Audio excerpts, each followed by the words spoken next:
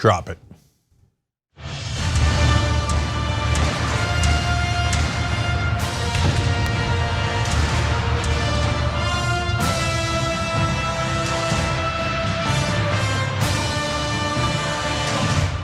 All right, we got a great power panel for you guys today, but we don't have great news for you. So it is what it is. Joining us is John Idarola and Morgan Harper. She's back. Morgan is running for Senate in Ohio, an incredibly important race. And she's of course a former consumer protection attorney at the Consumer Financial Protection Bureau. Morgan, how you doing? Pretty good, pretty good. Good to be here. All right, good to have you. Of course, everybody get ready to Morganize at morganharper.org. But unfortunately, there is good news in the show today. But unfortunately, we're gonna have to start off with bad news from the Rittenhouse case. John. We do, yes. Kyle Rittenhouse has been found not guilty in the shooting and killing of 2 men and the attempted killing of a third by a Wisconsin jury after 4 days and over 25 hours of deliberations. The panel also cleared him of attempted intentional homicide for severely wounding Gage Grosskreutz, a 27-year-old paramedic from suburban Milwaukee who was there that night volunteering his medical services. Rittenhouse was also acquitted on 2 counts of recklessly endangering safety. I mean, they say there that he's a paramedic, but he wasn't holding an assault rifle, so he doesn't seem like an authentic medic in this context. In any event, we want to show you a little bit from the announcement. As the first count of the information, Joseph Rosenbaum, we, the jury, find the defendant Kyle H. Rittenhouse not guilty. As to the second count of the information, Richard McGinnis, we, the jury, find the defendant Kyle H. Rittenhouse not guilty.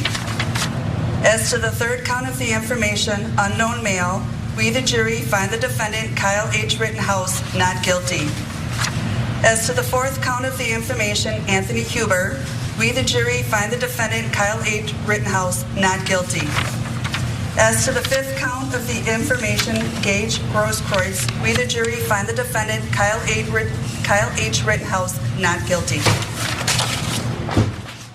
Members of the jury, are these your unanimous verdicts?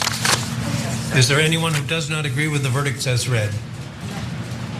Would you wish the jury polled? So bearing in mind that previously they had gotten some sort of length technicality that got rid of the weapons charge, from the perspective of our judicial system, he did nothing wrong. Absolutely nothing wrong. Don't get into his motives. His actions were perfect. He shouldn't have made any different choices. Everything he did is fine. And that is, unfortunately, I think, the lesson that some individuals are going to take away from this. If you had had an interest in grabbing a gun and going somewhere and ending up in some sort of situation, well, you can now be assured on 2 things. You already knew that you'd be able to raise millions of dollars to crowdsource your defense. You'd become a celebrity on the right. And now you've been told by the state that it's probably totally fine legally too. So I know we might disagree about some of the specifics of this, but the incentives that this is providing for more potential vigilantes, and Fox News is doing everything they can every day to encourage more people to do this, is that you do not have to fear legal consequences. Yeah, so look, there are at least 2 different issues here, and we'll have to talk through both of them at a minimum. I think there's a bunch of other peripheral issues like the world's worst mom. So I want to get back to that later. But the 2 issues are, did the jury rule correctly? And should he have been convicted? Should he have been acquitted in the case as a matter of law? And Morgan, I'm curious about your thoughts on that in a second as well. And then the second issue is what he did okay? Okay, now, if I don't think that it's quite sending the message that John said from a legal perspective. When someone is not proven guilty beyond a reasonable doubt, that doesn't mean that the state is saying what they did was okay. So O.J. Simpson was also acquitted because they could not prove beyond a reasonable doubt that he did it. It doesn't mean the state of California thought that it was great what O.J. Simpson might have done, okay? Now, I think he did it. And in the case of Rittenhouse, just because he gets acquitted does not mean the state thinks it was hunky-dory. They just couldn't prove it beyond a reasonable doubt. It's gonna lead to the second issue in a second. But why did they ruled the way that they did? Well, we told you all along it was a tough case as we were covering it because, look, there was, first of all, the legal standards are really important, guys. And we didn't get this completely right throughout, and I want to clarify it here. Most states say that when you go to a self-defense argument, as Rittenhouse did, the burden of proof then shifts, and you've got to prove an affirmative case of self-defense. That is not the case in Wisconsin, which greatly helps Rittenhouse and makes this ruling even more understandable from a legal perspective.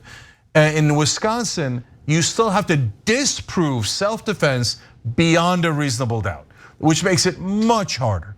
Now, in the case of the first person that he shot, it was Rosenbaum who had thrown a plastic bag at him, but someone had shot nearby. He heard the gun sound, then he apparently thought something was being thrown at him. He kills the first guy. The second guy hit him with a skateboard. Now, I wouldn't kill anyone if they hit me with a skateboard, but I know the right wing, they're very fragile, very weak. And so they think, if you look at me kind of wrong, I'm afraid for my life and I'll murder you. But in the case of the law and the jury here, I don't think the jury is the issue. I don't think that this was an atrocious ruling. I'm curious what you guys think. Because they're put in a situation where one guy, they have to say beyond a reasonable doubt that he did not act in self-defense.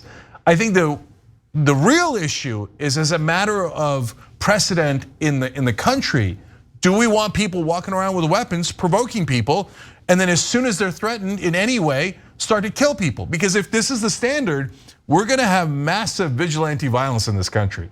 So, but before I move on to that topic, Morgan, what do you think about the legal ruling? Yeah, I mean, I think you're right in the sense that we have now put laws on the books all over this country that do green light exactly what you're saying, vigilante justice. We have individuals that are serving as the jury executioner all in one based on some kind of feeling that they're having. And so that's not exactly the jury's fault. That's a problem of our legal system. And these types of inconsistencies, one, are what continue to breed extreme distrust of our justice system. But then also, yeah, I think this is a scary moment where we continue to unleash people who believe that they can take matters into their own hands based on their individual impression of any given perceived threat of danger. That's really, really scary. Yeah, the whole thing, look, I care about the implications of this far more than the individual details of the particular case, but this leaves us with 1,000 interesting questions. So if it's just self-defense in the first case, so someone shoots nearby, so he gets to kill someone nearby. So you can just carry a gun, and anytime you hear a loud noise, you get to shoot someone. Like that's insane. You should have to prove that there was a good and then after he shoots the first person, anyone else nearby with a gun would have presumably heard that shot, so they get to shoot someone that's standing near them too. This is insane. And one of the most frustrating things for me about the right-wing response to this is many of them will immediately say, well, it's self-defense, it's law. You are not allowed to express any issue with the way self-defense is defined generally in this individual state, the way that it's adjudicated, who generally gets to use that defense. And we're just supposed to take it as given. We're supposed to just accept that the law as written is obviously right. It's not designed, nor in effect does it have particular outcomes. And we're being told this, I tweeted something to this effect earlier, by people who've spent the last half century trying to strip away women's reproductive rights. They've never just complied with the law and thought, well, if it's the law, then we can never question it whatsoever. We can never wonder if it should be the way it is. And here, it's just the law. Everyone shut up and let's only focus on the last 30 seconds. So anything before 30 seconds before he started killing people, you can't question. So you can't show him talking on video about how he'd like to kill someone. You can't wonder why he would bring a gun to this sort of situation. Why did he have to be there in the first place? What media had he been consuming that was encouraging these sorts of vigilante things? You should only pay attention to the 3 or 4 seconds before the shot, and that's it. Well, I'm sorry, I can't be so idiotic as that. I have to wonder what went into it, what decisions were made, and whether it's the law in Wisconsin that you should consider that or not. I think we should. And I would say, by the way, they generally don't want you to think about any of this stuff, and yet they've all settled on this bizarre, not even legal argument, because they'll never be explicit about it, that you should not be bothered by the murders because, hey, it turned out 1 or 2 of the people he shot had done bad things. Never mind that he didn't know about that. Never mind that even if he did, he doesn't get to just execute bad people when he comes across them on the street. But they think the motivations of the people who died should go into our evaluation of this, but not the motivations of the guy who took a gun he never should have had across state lines and went to this protest. All of that is worthy of at least discussion and possibly legal reform, I think. So now let me fully agree with John on the societal points at play here. So first of all, guys, think about one of the points that John just made. So it's self-defense. If you hear a gunshot, you could just turn around and shoot someone. Well, then under that theory, someone nearby could have shot Rittenhouse and said, well, I heard a gunshot and he had a gun. So Rosenbaum didn't have a gun. He had at that point, he didn't even have a plastic bag. He'd already thrown it. Yeah. So he had no weapon at all, and a jury just ruled it's self-defense to shoot that unarmed man and kill him, okay? Because you heard a gunshot. Well, a lot of people heard Rittenhouse's gunshot. Could they have just executed him on the spot? And the answer is yes, according to the ruling we just had. If you hear a gunshot, now, what if the person you're shooting is a cop? What if you heard a cop shooting, but you didn't bother looking, and you just turn around just like Rittenhouse did? You just turn around, boom, execute the cop. Well, you heard a gunshot, that's self-defense. Okay, and guys, the skateboard, it's insanity. The one good job that the prosecution did was in the closing argument when they said, does anyone else have a right to self-defense? Or is only the person with the weapon allowed self-defense? Well, one of them had a gun, so presumably only the person with the biggest gun has a right to self-defense. Yeah, so did that guy have a right to self-defense as Rittenhouse was literally shooting him, right? Then the guy with the skateboard, did he have a right to defend himself from, he heard shots, right? Just like Rittenhouse did. They say Rittenhouse can kill someone if he heard shots. Well, Huber heard shots and he was defending himself with a skateboard. So does he have no rights at all? Does that mean as a society now, and the gun manufacturers are gonna be thrilled with this decision. Does that mean as a society now, we all have to be super heavily armed? Otherwise we lose the right to self-defense and we could be killed at any time. This just became an incredibly scary country. Yeah. If it wasn't already very scary to begin with Trayvon Martin, George Zimmerman, and countless other cases. Morgan. Well, yeah, and just a lot of the names that are coming to mind for me as we're looking at what are our laws on the books, what are we allowing, what do certain laws open the gateway to? I mean, Tamir Rice, Tyrone King, Henry Green, people who have been killed in Ohio in interactions with law enforcement that have also been justified to an extent by the laws on the books. And what is the end result of this? It is chaos. We are living through chaos, and that is no way to run a country. But it is exactly the plan of people who profit off of that chaos. Yep. Okay, yeah, go ahead, John. The way that I forget who put it this way, but the way I read it was the last person alive is innocent. That's what it is. You better be the last person alive, and then you were the one defending yourself. Everything else is just collateral damage along that path. Well, John, let me agree further with you. So everybody saw Rittenhouse crying on the stand, and everybody wondered, is it real, is it fake, et cetera. But there was a lot of people had sympathy for, oh my God, the poor kid. Well, how about Huber? So he never got to cry on the stand because he was murdered, or now killed, officially killed, not murdered. And so you never got to see him crying. You never got to see him do anything. He was killed as a young man in the streets because a maniac was running around with an AR-15 shooting anything that he perceived to be a threat after he started going in there, in my opinion, with the confrontation of bringing in weapons to a protest in the first place, right? So now that leads us to two other things.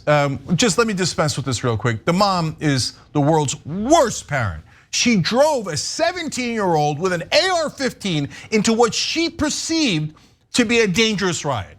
Oh, you want to go into the middle of a dangerous riot, my 17-year-old son? Here, I'll drive you across state lines to do it. Oh, here's an AR-15, so in case a butterfly floats by, you just murder everyone, okay? I'm sorry, kill everyone, okay?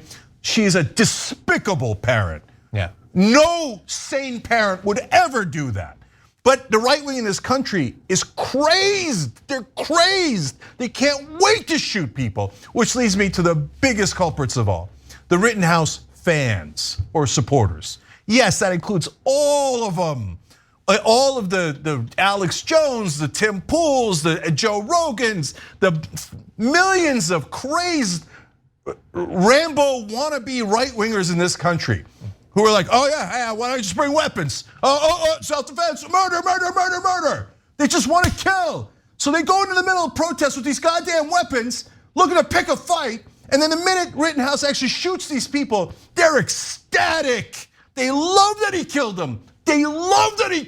That's why they're his fans. What is there to be a fan of? If the shoe's on the other foot, and some guy goes into the middle of a right-wing protest with an AR-15 and he's progressive. And he goes, oh, well, they provoked me. Somebody threw a plastic bag, the other one did a skateboard, so I killed him. I don't become a fan of that guy. Yeah. I don't become a fan of that guy. I say that's insane to go in the middle of a protest with an AR-15 looking to pick a fight so you can kill people. But the right wing in this country is steeped in violence. They're soaked in blood and they can't wait to kill. So guys, America, I hate to say it because I love this country, but America has now become a super scary place where people are constantly killing each other and getting away with it. Yeah, and it's by the way, it's convenient for the right because look, just today, you will be thinking about this and not about the fact that the House passed Build Back Better. So the fact that you might save $1,000 a month on insulin, they don't want you thinking about that sort of thing because it might lead you to believe that the government can make your life better, that perhaps it owes you something. And generally, you should be terrified. You should be terrified. We're gonna tell you all the people you should be scared of so that you will never, ever again think about your economic situation, how the government has failed you, and why, who it's actually serving. They love the focus on all of this stuff. They scare people like Kyle Rittenhouse constantly with their nonsense and then use the murders of people like him to scare you further. Now we're gonna be talking about both because we have an obligation to. We believe that there is some sort of ethical obligation when you're involved in journalism, but they don't. They love the idea that you will just constantly be lusting for blood, terrified, jealous, suspicious. That's what they want. They turn people into these crazed, bloodthirsty, terrified individuals, knowing that that sort of population is never gonna pose any sort of risk to the most powerful and wealthy people in this country. Well, that's the exact dynamic we have here in Ohio. I mean, on the other side of this Republican Senate, on the Republican side of the Senate race, JD Vance, Josh Mandel, I mean, these are people that are just stoking the fire of this hatred and violence and suspicion of people around you and using it for their own political gain. So, I mean, that's the stakes of things in Ohio. We have a lot of these same types of laws on the books, and it is a scary time, and why the Senate race is so important. Yeah. Now we do have a very brief bit of commentary about this big decision from President Biden. Here's what he had to say. Look, I stand by what the jury has concluded. The jury system works, and we have to abide by it. That's literally all of it. Vice President Kamala Harris also said the verdict speaks for itself. So that's profiles and courage. That's all you're getting. It speaks for itself conveniently so that she doesn't have to speak. Yeah, and so just look, the other people on this panel do not necessarily agree with me. We all have our own different opinions, okay? But it is more cowardice of Joe Biden and Kamala Harris, in my opinion, to sit there and go, well, okay, the jury speaks for itself. What can I do? Okay, white people don't hate me, black people, I don't really care. But anyways, oh, he didn't technically shoot black people. He went to go shoot black people, wind up shooting 2 white people. So he went there thinking, oh, it's a black protest or riot. Let me grab my AR-15. So Kamala Harris, oh yeah, in the past she's a cop, and then everybody was like, no, she had to do what she had to do, and she had to put away, all these poor people and African Americans and Latinos, and she had to, but she's actually super brave, progressive. No, she's not. Where's the courage today on Rittenhouse? Where's the courage? As usual, Biden and Harris are hiding in a bunker. That's real. That's the reality, and I don't care whose feelings it hurts in Washington. And I just want to contrast, those are like basically the 2 leaders of the Democratic Party in the executive branch. That's what they had to say. Well, others on the right have other things to say. The right is fighting over itself to employ Kyle Rittenhouse. You have Paul Gosar, Madison Cawthorn, and Matt Gaetz all wanting Kyle Rittenhouse to come be their intern Some of them just purely for the blood. Matt Gaetz might think that he has a teen sister. I don't know what his motivations are in this particular case, but they're all desperate to show their audience, we love the vigilante. And if you go ahead, we have this absolutely cringeworthy thing from Ann Coulter that I'm sure she thinks she's doing ironically. I got news for you. It's cringe if it's serious, it's cringe if it's irony. But they consider him to be a hero. He is their Spider-Man, basically. So on the Democratic side, we have the verdict speaks for itself. I have no thoughts about literally any component of this, cultural, legal, nothing. I'm not worried about any precedents whatsoever. I think it's perfectly fine, apparently, for them to worship this guy as some sort of living God. And on the right, they're putting his face on posters. They're imagining someday that they'll be able to vote for him to go to Congress. Yeah, I mean, we desperately need leadership, right? And leadership isn't always being afraid of what might alienate certain people from voting for us. Leadership is sticking to what we believe. It is being true to our values. It is standing up for the people, most of the people in this country who are finding all of this abhorrent and pushing that out there, that message. That's what leadership is. And that's what we are desperately in need of in the United States right now. So last thing on Morgan's point there, because look, we're not unaware of the political realities in this country. So progressives are, generally speaking, far more sophisticated about politics than a normal corporate Democrat. Corporate Democrats just listen to what the consultants say. We actually bother to read the polls. We can see what's popular or not popular, and we can still stick to our principles, okay? But so I'm not unaware that Barack Obama lost a huge approval ratings after he supported Henry Louis Gates, who was an African-American Harvard professor who the police accosted in his own porch and getting into his own house. Obama was 100% right to support him, but nonetheless, he lost popularity when he did, because a lot of white people in this country said, wait a minute, I mean, that's not, if a cop goes to assault a black professor in this country, he should get to do that. Whether it's fair or not fair, it doesn't matter. And I can't believe Obama would be fair to a black professor at Harvard. That's outrageous. And they were really mad at Obama for that. So it's in the polling, there's no question about it. So will a lot of racist white people get super mad at Biden and Kamala Harris if they say, hey, I get why he was acquitted, but he should not have gone in there with a weapon and he was morally culpable? Yes, a giant percentage of this country will catch feelings because they're generally racist right-wingers who don't like to talk about race unless it's killing people, right? And applauding killing people. But that's where Morgan's point comes into effect, which is you gotta have courage to lead. You cannot change that dynamic in this country until you show leadership and you tell people why it's wrong. Hey, would you want to speak their language? You have to speak to them in colors and stuff. Like, now I know you're okay if he went to go shoot black people, but what if it was a black guy who came to a right-wing rally with a weapon and a Trump fan threw a plastic bag at him? Do you think it would be okay for the black guy or the Muslim guy or an Antifa guy to kill people at a Trump rally? Well, maybe that gets them to go, oh, well, I don't want a black guy doing that. A Muslim, no, I don't want a Muslim going to any rally with a weapon, let alone my rally. Oh, there's a rally of people who are mad about a board of education. Hey, don't worry about it. A couple of Antifa guys are going to show up there with an AR-15. Are you guys cool with it? You're cool with it, right? Some right-wingers will pretend, oh yeah, I'm cool with it. Oh, it doesn't matter, I'm coming with a tag. That's because you want the violence. Yeah. And we have no leadership here. So at a critical moment, social moment in American history, honestly, we had two leaders, Biden and Harris, who sat it out. And of course, the right wing were monsters. Those three guys, they're like, oh, I want to hire the killer. If you killed left wingers at one of their protests, that is the qualification. That's it. Rittenhouse was 17. He doesn't know anything. He's never had any meaningful political experience at all. His only experience is killing people he thought were left wingers. And for 3 US congressmen, they say, murder, that's what I want. Or in this case now, technically, he just killed him. He just killed him, okay? So, but the qualification is the death, is the fact that he shot and killed them. They're disgusting. disgusting human beings. And if Biden and Harris and other Democrats can't bring themselves to say the bare minimum, well, the jury's in on that as well. No leadership, none, zero. This is the problem with the Democratic Party.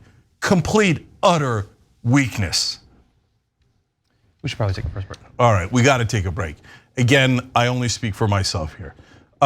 So we have got to get progressives to change this dynamic. I'm so sick of Democrats constantly capitulating to Republicans. I just can't stand it anymore. All right, we got to come back. We'll be back.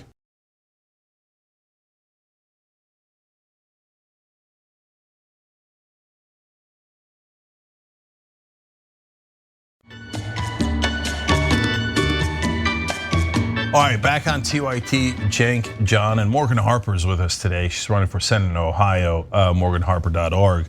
I'm gonna read one last comment here from YouTube Super Chat because it's powerful. Zara Sarangrowth wrote in, I live in Wisconsin. If I get in a fight to defend myself, the person and myself would be charged because there's zero tolerance for it. How the freak does he get away with this? There's supposed to be no self-defense here. Well, now, Zara, honestly, it's way worse than that. If you get into any fight and another guy has a weapon, they can just kill you and they will get away with it. Yep. And so that's now America. Super scary. Okay, John. Okay, let's turn to potentially more positive news, although there's gonna be some angles that are not so much. Early this morning, the Build Back Better bill passed in the House. The vote was 220 to 213. One Democrat voted against it for reasons we'll get into. No Republican supported it. So many components of it, so much good it can do. Not one of more than 200 Republicans actually supported it. So it of course now has to go to the Senate, and the Senate is the cave in which Joe Manchin and Kyrsten Sinema dwell. So God only knows what'll be left of it once it's done with them.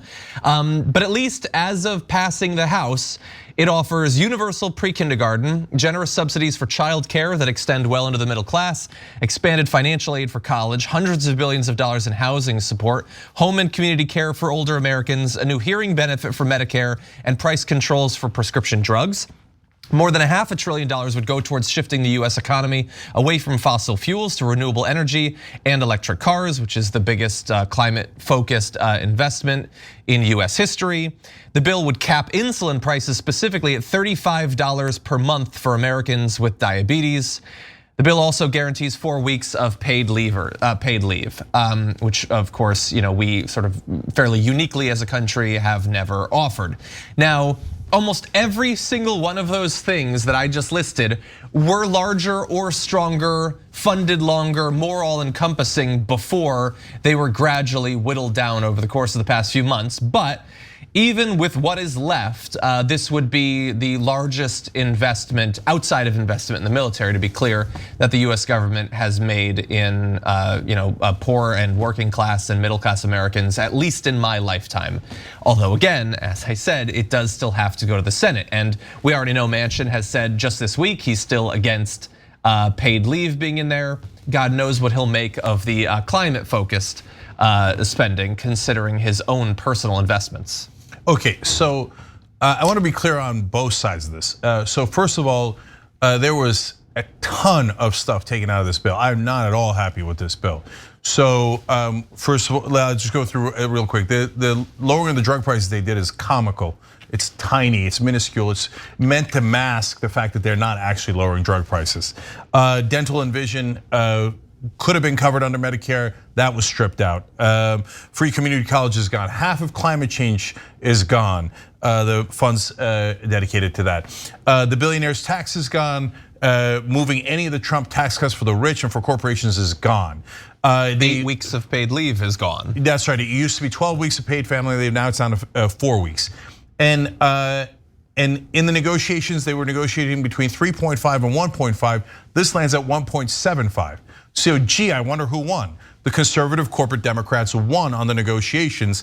Honestly, we got nearly slaughtered. The CBO says, by the way, it's 1.63 in fact. Yes, okay. It's almost 1.5. So, so I'm gonna get to how it's gonna be way worse in a second. But would I vote yes? Yes, I would. And so The provisions that remain, some of them are excellent, including a corporate minimum tax and all the things that John read you.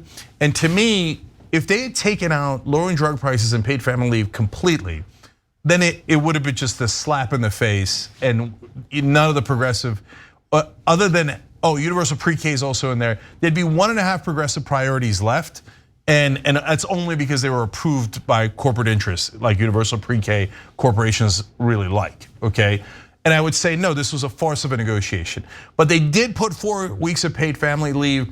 You can call it anything you like, but it's the beginning of paid family leave in America, and the other provisions are excellent. Sometimes, as painful as it is, you gotta vote yes. But of course, the problem is not this version of the bill. Nothing is passed yet. This just passed the House. It's also gotta pass the Senate. They're gonna go to the Senate, and Manchin and Sinema are gonna shred this. And what's gonna remain is going to be an absolute joke. That's guaranteed, write it down in stone if they pass anything at all. We'll talk more about that in a second, but first, Morgan, what do you think of the bill overall? Yeah, I mean, you can't deny this is, like John said, I mean, probably about the same age, one of the biggest investments we've certainly seen in our lifetime, sure. But we need to start focusing, and I know this audience is, that it's not just Democrats, it's better kind of Democrats. And the fact that any of this stuff is really up for negotiation, that we're gonna be arguing about whether there should be paid family leave in this country, or whether or not we should have elderly folks that have access to vision and dental care as they age, or whether anyone should ever not have access to those things, but that's another story. That's the crazy part, but we need to get something passed. And the other thing that I would just say in terms of how we're gonna message this and talk to people about it, we have to recognize that we need people who are gonna be authentic and really able to say that they're on the side of people to then make the case for why this stuff matters. And that's one of the problems when we have a disconnect of a corporate party that isn't connected to the grassroots and doesn't have those relationships to really sell what all of this is gonna do for the American people. Yeah, and so now, of course, the real problem is when it goes to the Senate, they are already saying, Manchin's saying he's against paid family leave, so they're just gonna take it out. So the 6 just Democrats that voted no on the infrastructure bill did that because they didn't want to lose leverage in the Senate. Well, they were 100% right. Yep. We have no leverage in the Senate, none. Now we could have leverage if people called out Joe Manchin and put public pressure on Manchin and Sinema, but apparently there's not a single Democrat elected right now that is willing to do that. I'm being honest with you guys, and some of those folks I love, but Bernie would not call out a fellow Democrat and really fight them publicly under penalty of law. He's not gonna do it. Nobody else is gonna do it. So they have no other leverage, and Manchin's gonna shred this bill. Sinema, and by the way, half the corporate Democrats in the Senate, those guys are just proxies. There's so many corrupt Democrats in the Senate who are gonna love taking out all the provisions that actually help you. And at the end, they'll have a joke of a bill that won't have half the stuff in there. And then they'll pass it, only the ones pre-approved by Chamber of Commerce, and then they'll call it historic. And that's how this game is played. And it'll be deeply depressing. We'll tell you that it was a joke. It'll go back to the House. I'll say vote no. Everybody will vote yes. And that's the same game that's been played my entire life in this corporate controlled country. It controls the Republicans 100% who all voted no because Chamber of Commerce told them not to, their donors told them not to. It controls 80% of the Democratic Party and about 100% of the mainstream media. Yeah, effectively, look, I think that the past week or two has been so perfect in demonstrating what we have in the US government. 2 philosophies, which are not Democratic and Republican. It's progressives and the billionaire defense force.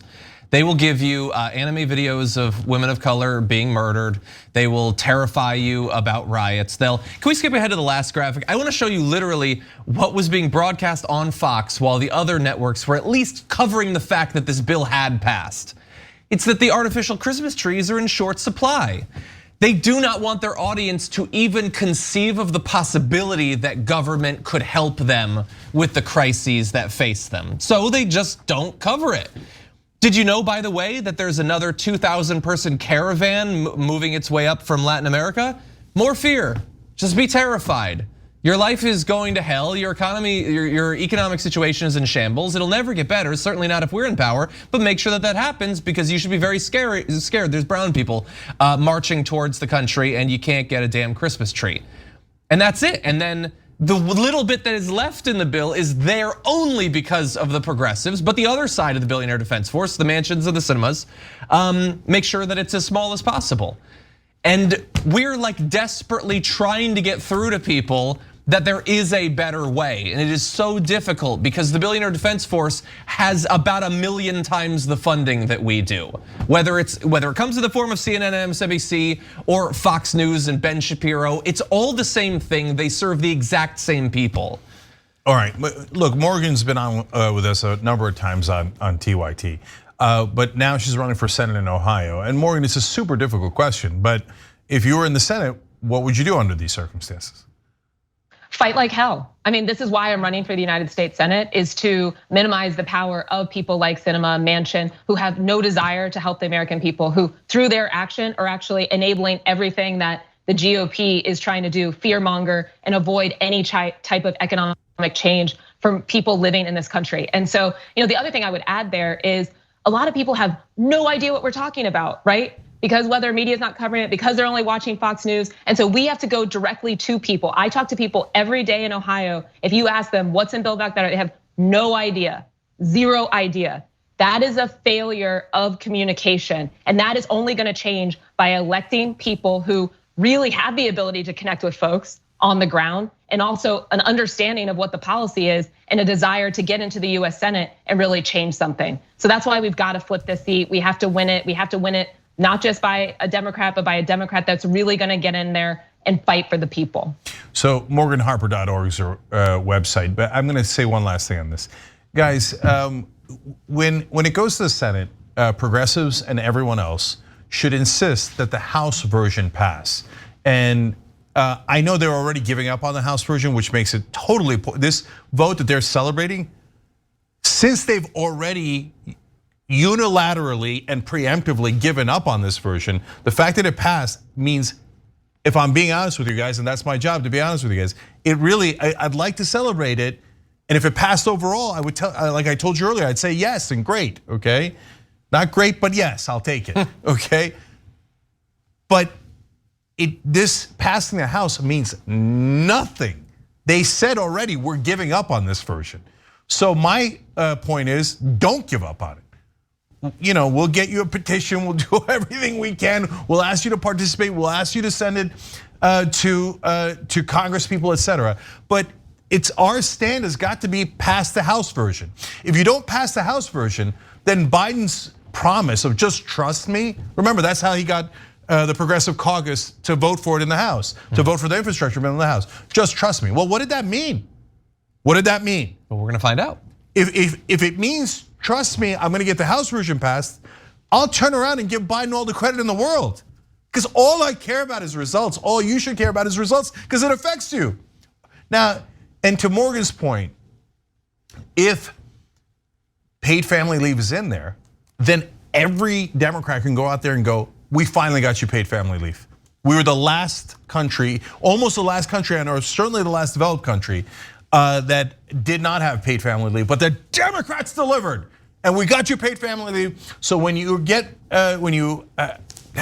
deliver a baby now, you don't have to immediately rush back to work. You're gonna have 4 weeks of paid family leave. We did that. Every Republican voted no. Every Republican wanted you to go back to work the day after you delivered a baby. Now that would be excellent framing and you would win elections. But they won't do it because they're corrupt. So they're not gonna pass paid family leave. They're gonna get Manchin to take it out and then they're gonna have nothing to run on. Democratic Party 101. Leadership is terrible. We've got to get new progressives in instantly and turn this party around. Otherwise, they're so weak, they're so hopeless that another Trump-like fascist could win in 2024. And right now, that is definitely the direction we're going in. For God's sake, pass the House version. And then yes, Morgan is right, brag about it. That's politics. You're not supposed to sit in a corner and go, oh, I don't want to offend Republicans. You're supposed to go out there and say, we did it, and these sons of bitches were gonna drive you right back into the mines the minute you delivered their baby. They're not pro-life. They're not pro-life. They hate you and your baby, and they want to drive you back for corporate profits. Corrupt sons of bitches taking money from Chamber of Commerce, taking money from all these oil interests. But our Democrats, they suck, and they don't do that, and they're never gonna do that. So brace for impact. 22 is probably gonna be a disaster. 24 could be an epic disaster because there's no leadership. If this version passes the Senate, I turn around on all that. But this version ain't gonna pass the Senate. Instead, we're gonna get the usual mealy-mouthed nonsense from Democratic leadership, and whatever scraps they pass, if they pass anything at all, the corporate media will cheer and call it historic, and it won't work because it won't actually affect anyone's life. Okay, that's the sad reality. We got to take another break. More news when we come back.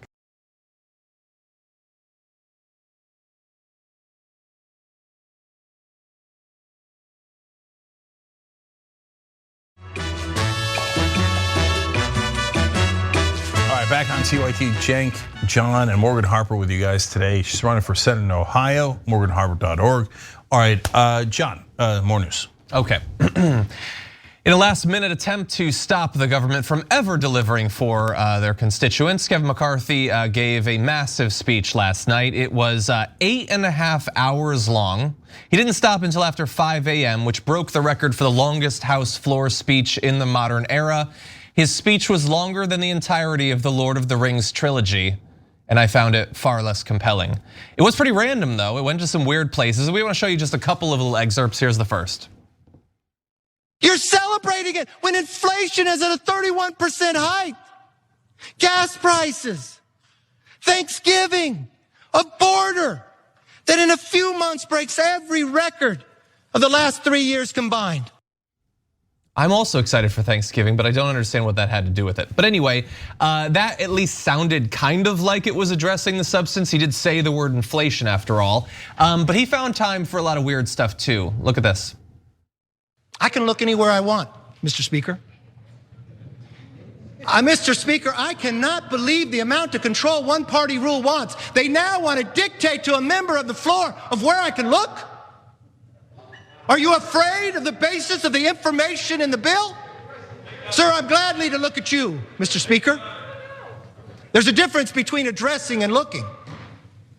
I know one party rule wants to control every element of our lives. Yeah, so there's more than 200 Republicans in the House, and that is their leader. That is the best of them. Yeah, he spoke for 8 hours. He wanted to break Nancy Pelosi's record. She's spoken for a little over 8. He got to about 8.5. Who cares? So he said nothing of note. Here, I'll read you one of Representative Jamie Raskin's tweets. He said, "It's a feat of epic proportions to speak for 4 hours straight," and that was only halfway through at that time, "and not produce a single memorable phrase, original insight, or even a joke. McCarthy thinks he's a wit, but so far he has proved he's only half right." Now, see, that's clever, half wit. So McCarthy had none of that. Look, this is not a substantive point. I think he literally sounds ridiculous. And when he then whines in a nonsensical way for 8 hours straight, and now we have Thanksgiving. Like, it doesn't make his ridiculous voice sound any better. It just makes it doubly worse. And there was like, guys, the main takeaway is no substance. How could you speak for 8.5 hours and not even like enrage us? like you would think that he would say something of note where we'd be like, oh, well, that talking point is incorrect, or that's not right, or oh, you know what? I don't agree with that policy position. What is their Republican policy position? So he's speaking against Build Back Better.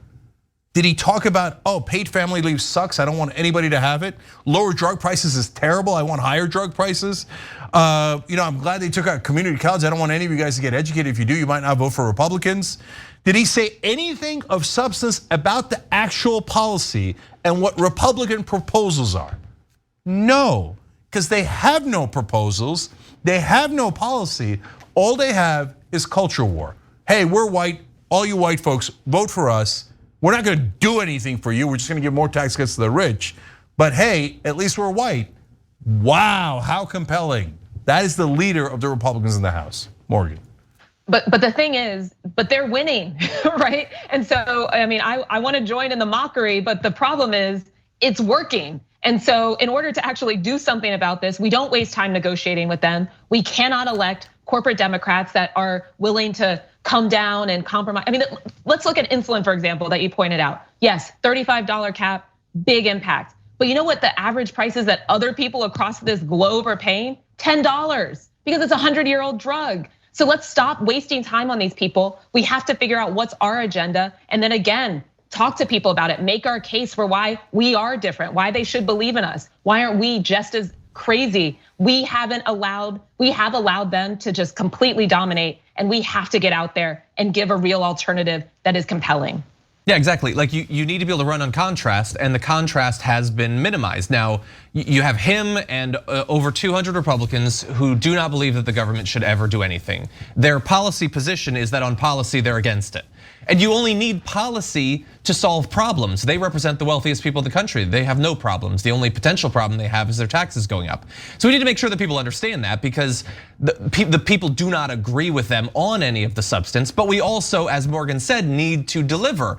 And assuming that something passes, they will, but it'll have been slower than it needed to be. We went through endless months of negotiation only to produce a worse bill, and every component of it is weaker than it could have been. So what gets through will help to address people's problems, but less than it might have. So we could have had an amazing contrast. It could have been 6 months ago they could have passed this thing, and they could have demonstrated, look, you went through 4 years of Trump. What did they do? They built a bit of wall, they banned a religion, and that was pretty much it. Oh, they also caged some kids, that's true. Now you bring in Biden, we pass COVID aid, and then a couple of months later, we protect American democracy, and then we pass this social spending bill. They could have done that. They did not do that. They didn't have the leadership in the party, and there were so many status quo Democrats that had no interest in any of this happening that they just slowed down the process, stripped away what made it popular. And that makes it so much more difficult to both actually solve the problem and to maintain your hold on power. Why would the people support them next year if this is all they can deliver at this pace, shrunk down so much? So last thing for me, at least on this, what can progressives get 8 hours on the floor of the House to show you all the polls that indicate that every provision in this bill is intensely popular, including with Republicans, including in red states? Can they show the monsters of the right wing who oppose every popular provision that actually helps the American voter? Can we do that? No, we're not gonna do that. They're gonna speak for 8 hours and the Democrats are gonna be mute. Well, if one side doesn't fight, to Morgan's point, we have no chance of winning. We have no chance of winning if our side doesn't fight back forcefully. You can give that 8 hours, you can split it up among people, you give it to AOC, give it to Katie Porter, give it to Jamie Raskin, give it to Jamal Bowman, let them go to work, right? Where we have policy. Well, and better yet, or hit the streets, talk about this, go to some real people, right? I mean, how many people are sitting around watching what anybody in Congress is talking about on the Hill? No, we've got to go to where the people are at. That is how we win. We cannot continue to play that game. We are losing this game because they are making a mockery of government. They don't care, and we have to get directly to the people. That is the only way that we'll have any credibility. And at the heart of it is also, to what John was saying, being as different as possible in the sense of not being corporate Democrats, not taking money from big pharma. If you're really about everybody having insulin and not dying because of a medical condition they have no control over, then you don't take money from big pharma and you fight like hell to make sure that insulin is free. This is what we can be, but only if we start electing people who actually care to fight for it. Yeah, so Morgan's running for Senate in Ohio and she's not taking corporate PAC money, and obviously that makes a giant difference. And there are other Democrats who are, and they will not be able to fight Republicans. They can't say, hey, why did you take the drug money and vote for higher drug prices? Oh, right, oops, you took the drug money too. Morgan's not taking any of that money, morganharper.org. Last two things here, Kevin McCarthy did only make one piece of news there. He said that if the Republicans retake the House, they're gonna give committee assignments back to Paul Gosar and to Marjorie Taylor Greene.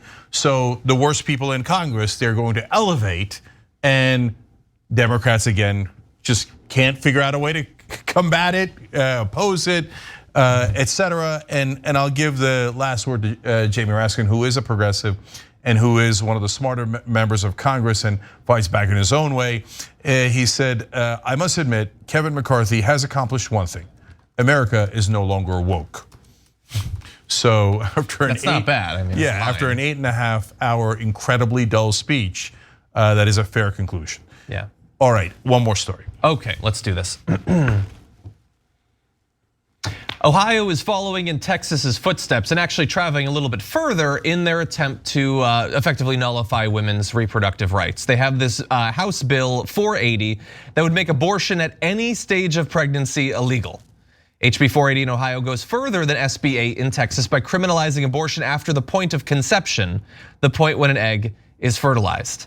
The text of the bill explains that legislators designed the law to ensure medical providers make all reasonable attempts to keep a pregnant person and their quote unquote, in their words, unborn child alive, using language that shifts how the law interprets when life starts. And so bear in mind, this is also similar in some ways to the Texas law. It's also turning every Karen in Ohio into someone who can sue you if you're even tangentially involved in someone exercising the rights that they've had longer than any of us have been alive. But they're not giving you a few weeks. They're not making it only effectively impossible for you to exercise this before you'd even know you're pregnant.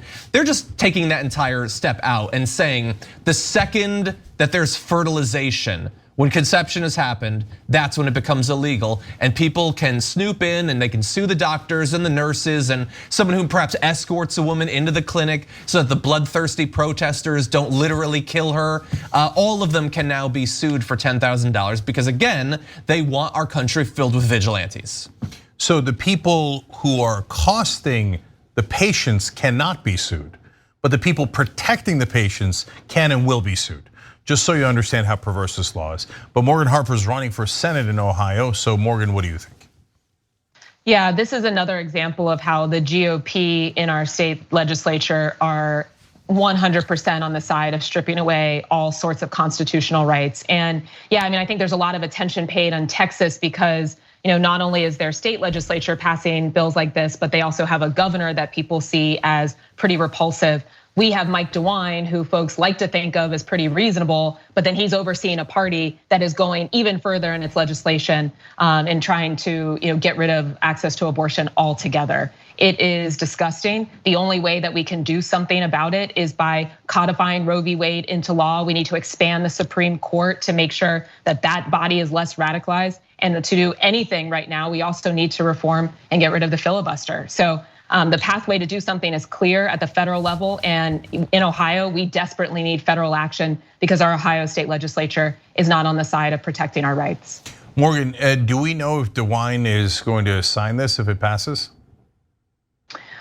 Not sure. But what's very clear is that he is also placating a Trumpian base, and as we've talked about all evening, that base will take us into the farthest depths of disgusting behavior and trying to not just strip away abortion rights, but make no mistake about it. This is a gateway to try to just strip away all sorts of other rights that and try to discriminate against people for all sorts of reasons and unleash this vigilante culture. So that's the state of affairs in Ohio. It's why we desperately need better federal leadership because we've probably lost our legislature for the next several years to these types of folks and laws. Yeah, and guys, understand one more thing about this draconian law. It's worse than Texas's because you don't even have 6 weeks. So as soon as you have theoretical conception, it kicks into effect. So that might actually affect some forms of birth control as well. So we're going so far back now. Now we're back at that. The last time I saw the stat, which was a number of years ago, during the Sandra Fluck controversy, if you remember that, and that was because Obamacare had provisions related to birth control. 99% of adult women in America use birth control, and a lot of Republicans are against it. They want to ban it, and this would actually ban a couple of forms of birth control because of when they take effect. So it's totally nuts. Yep. It's American Taliban. It's really nuts. Yeah, I mean, I talked to so many women, especially in Ohio. I was at a rally in Mason, Ohio with some older women, and they're just in shock that this is where we're at, that we're even having to fight this fight again. And it's really depressing, but it's why people have to be mobilized right now because we are under attack. And I do want to shout out the activists and organizers that are doing whatever they can to educate people throughout Ohio on this. We have a lot on the line right now. All right, well, we do need strong Democratic leaders and strong progressives. Otherwise, same thing will happen in Ohio that happened in Texas. Our side will fold, the Republicans will win, you'll only hear their message, and you'll never hear our message. So that's where we fight back here. Everybody on the show agrees to that for sure. All right, Morgan Harper is running for Senate in Ohio. It's morganharper.org if you want to check out all of her issues and what she stands for. Morgan, you've been amazing. Thank you for joining us again. Really appreciate it. Thanks for having me. Absolutely. And of course, John is the host of Damage Report. Check that out at 1 o'clock Eastern every single day, Monday through Friday. It's a fantastic show. And then when we come back, we've got Jackson Squared and an amazing series of stories. Black Santa's back. What is right-wing reaction gonna be? Megyn Kelly's gonna lose it. Yeah, and Republicans look to cancel Sesame Street. Not joking. We'll be back. Thanks for listening to the full episode of The Young Turks. Support our work, listen ad-free, access members-only bonus content, and more by subscribing to Apple Podcasts at apple.co/TYT. I'm your host, Cenk Uygur, and I'll see you soon.